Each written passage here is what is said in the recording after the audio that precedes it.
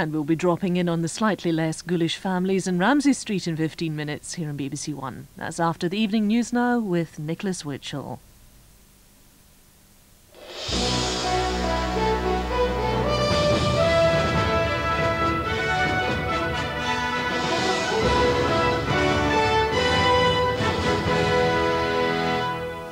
French security forces have stormed the hijacked Air France Airbus at Marseille airport. They went in less than an hour ago. The hijackers are said to be dead. There are reports of other casualties. One other headline, Boris Yeltsin has said that the military phase of the operation in Chechnya is coming to an end. Good evening. The Air France Airbus, which had been hijacked by Islamic fundamentalists, has tonight been stormed by French security forces at Marseille airport. The operation occurred less than an hour ago. The hijackers, who seized the plane at Algiers on Saturday and who'd murdered 4 hostages, are reported to have been killed. There are also reports that at least 3 other people on the plane were wounded. As night fell, the assault on the Air France jet began. Members of the crack French intervention squad had been on standby for the operation since the plane landed at Marseille in the early hours of this morning. White smoke was seen near the aircraft's rear door, and automatic weapon fire was heard coming from inside the jet. Earlier, there'd been a brief glimmer of hope when 2 elderly passengers had been released by the hijackers, an apparent gesture of goodwill. But minutes later, any optimism that the hijackers were softening their stance faded away. The aircraft taxied from its parking position at the edge of the airport without any warning, rolling to a halt a few hundred meters later by the main terminal building. From the control tower, the authorities had been negotiating with the Algerian hijackers, but as the plane was moved, all contact was suddenly cut. In Marseille, the outcome of the operation won't become clear for some time. Although the 5 hijackers are understood to have been killed, it's the level of passenger casualties which will determine whether the assault was a success. Jonathan Charles, BBC News, Paris. Well, our correspondent Kevin Connolly joins us now from Marseille airport. Kevin, what is your understanding about casualties? In the shock and confusion, of course, which is the inevitable aftermath of these incidents, it is difficult to piece together exact figures. It does seem that all of the gunmen were killed. There are reports that one of them possibly may have survived, but that 2 hostages, they may have been the pilot and co-pilot, died alongside them. We're also told that one member of the elite police unit which carried out the storming operation has been hurt, and we don't know the extent of his injuries. But the air around Marseille airport is alive with the blue and white flashing lights of huge convoys of ambulances and the wail of fire service machines. There were, still 170 people on board the plane, and reports that a 4th hostage had perhaps been murdered, and that it was that which prompted the police assault. The French authorities certainly feared more than anything else another killing designed to force their hand. The hijackers had managed to get permission to take off from Algiers by murdering a French passenger.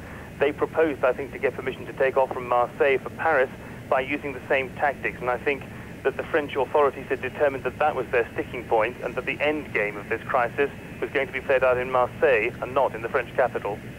But is it, Kevin, your impression on the information that you have at this stage that casualties amongst the people on the plane were small? For the moment, the positive information we're being given is that passenger casualties have been relatively light given the scale of the operation and the violence of the storming of the plane. But information is still trickling out, and as Jonathan Charles said, the balance of assessment of whether or not this has been a success or a failure will change if the number of passenger casualties should rise as the evening goes on and we get more information. Kevin Connolly in Marseille, thank you. Now to the other news. The Russian President Boris Yeltsin has said that the military stage of the operation in Chechnya is coming to an end. But he told a meeting of Russia's Security Council that troops would stay in the breakaway republic and Moscow would set up a new administration there. In Chechnya, fighting has intensified in the town of Argun, on the only route out of the capital Grozny not yet taken by the Russians. Chechen fighters have been busy building up their defence of the presidential palace in Grozny, preparing for what now appears the imminent storming of the city by Russian troops. Today we were allowed into the bomb shelters under the building, the headquarters of the Chechen struggle for independence. The Republic's foreign minister told me Boris Yeltsin was badly mistaken if he thought Russia's military campaign was close to achieving its objective. They can't take Grozny, but if it happened, the war will not stop. It's not the end of the war. I think if they try to get Grozny, the war will continue for many years, I think, not for a small time, as Yeltsin said. Certainly Chechen soldiers based underground here are ready and waiting to fight. The bunkers deep under the presidential palace are the safest in the city. From here, Dzhokhar Dudayev can organize the defense of his capital. In a message to the Chechen nation recorded in the shelters, President Dudayev continues to appeal to his people to fight to the death. The morale of the Presidential Guard is still high despite the overwhelming firepower of the Russian army. This man is one of 200 Ukrainian nationalists who've come to Chechnya to fight against what he sees as Russian imperialism. The centre of Grozny now bears the scars of more than a week of relentless bombing by Russian aircraft. This school was hit last night. Today it's a very different playground for local children. People here aren't about to trust Boris Yeltsin's suggestion that he's ready to call off his army. Lawrence MacDonald, BBC News, Grozny. Police forces throughout Britain have been told to be on the lookout for Philip Manning following the murder of his ex-wife yesterday. Margaret Whitcomb, who was 41, was shot dead at her home in Abertillery in Gwent. Her boyfriend was seriously injured. Police say Manning, who's already served a jail sentence for attempting to murder Miss Whitcomb, was last seen in London yesterday. He's described as dangerous. John Osborne, one of the most influential of post-war playwrights, has died. He was 65. His play Look Back in Anger, first staged in 1956, revolutionised British theatre. At that time, people weren't used to other people articulating their own sufferings. If you were in a Russian play, it was all right. But English people didn't say, I'm having a beastly, rotten time, and what are you going to do about it? And I was feeling a little like that. England's cricketers struggled on the second day of the second test in Melbourne. Australia took their first innings total to 279. England slipped to 148 for 4 in reply.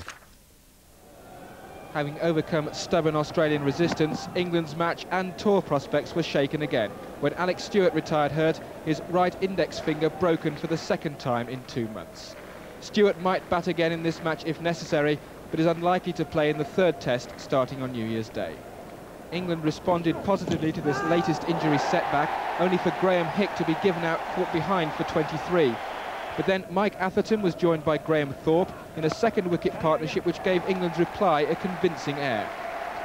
The pair had taken the total to 119 for 1 when Atherton was adjudged LBW to Shane Warne, and a familiar story ensued. Warne then accounted for Thorpe for 51 to a bat pad catch, the third umpiring decision which seemed to perplex England. There was no doubt about Mike Gatting's dismissal though, and 3 wickets had fallen to Warne's leg spin for only 21 runs. A victory to level the series seems a distant prospect. Duncan Jones, BBC News. Finally, the main news tonight. French security forces have stormed the hijacked Airbus at Marseille airport. The hijackers are reported to be dead. There are reports of some other casualties. The next scheduled news on BBC One is at 10:45.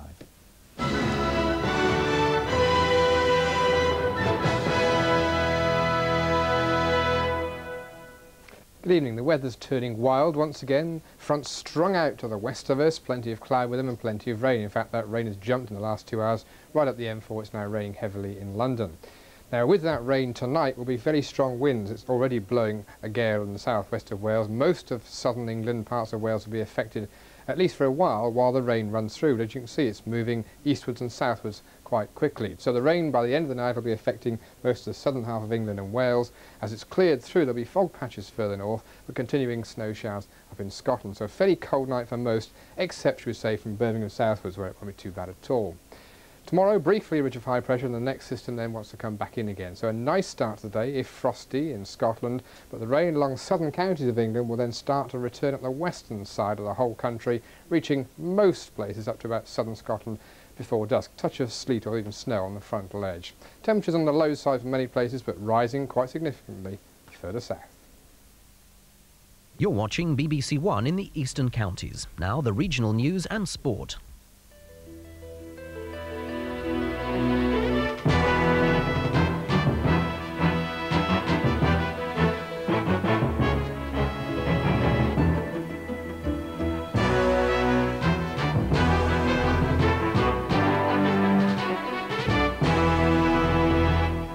Good evening. An investigation has been launched after 10 buses worth £1 million were destroyed by fire in Colchester.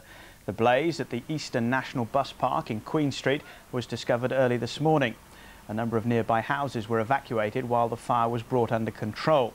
A man's been arrested and is being questioned by police in connection with the incident. The company has been at the centre of controversy recently after sacking over 100 bus drivers in Chelmsford. Detectives have renewed their appeal for help in tracing the murderer of a Norfolk teenager exactly 2 years after her body was discovered.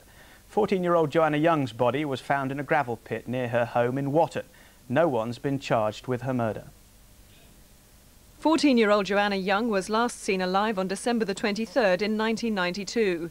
3 days later, her body was found in a gravel pit on the outskirts of the town. Although forensic evidence was collected and a number of people reported sightings of her in the town on the night she went missing, the killer still hasn't been caught. Police say they believe the murderer lives in the area or may have done so in the past because of his or her local knowledge. They say they won't be closing the case as they're confident it can still be solved. A huge rescue operation was launched today to save 80 swans caught up in an oil slick. The birds were taken out of the harbour in Ipswich by RSPCA officials and volunteers. The swans have been taken to a seabird rescue centre in Norfolk to be cleaned up, and an investigation is underway to find out the cause of the spill. In football, George Burley looks set to become the new manager of Ipswich Town. He resigned his post at 3rd Division Colchester on Christmas Eve, and it now appears likely that Burley will take over at Portman Road within the next day or two. George Burley was appointed player manager at Colchester in June. He signed a 2-year contract. Under his guidance, the U's have climbed to 6th place in Division 3 and have reached the 3rd round of the FA Cup. He was interviewed for the vacancy at Portman Road last week and apparently impressed the Ipswich directors. The only problem now is compensation. It's thought Ipswich have offered £50,000, but Colchester want more. Ipswich drew 1-1 at West Ham this morning. Klaus Thompson equalised for Town after Tony Cottee had put the Hammers in front. Meanwhile, at Carrow Road, Norwich City lost 2-0 against Spurs this afternoon. Here's Stuart White.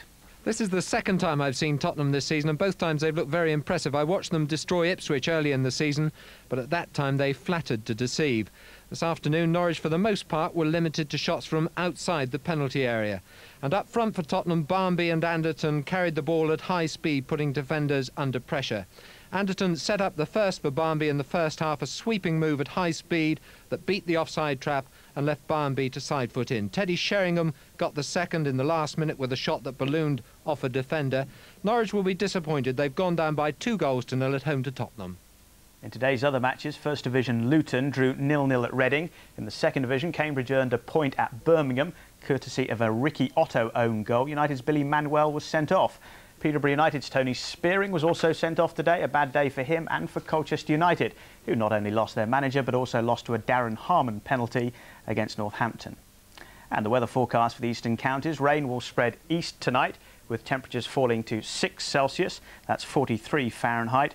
Rain at first tomorrow will clear to give a dry and bright day. And that's it for this evening. We're back tomorrow with bulletins throughout the day.